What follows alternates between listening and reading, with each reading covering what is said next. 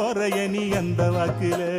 கல்லு கட்டு நோக்கத்துல வந்த மாப்புள்ள இப்ப சுத்தி சுத்தி ஆடி இருக்கு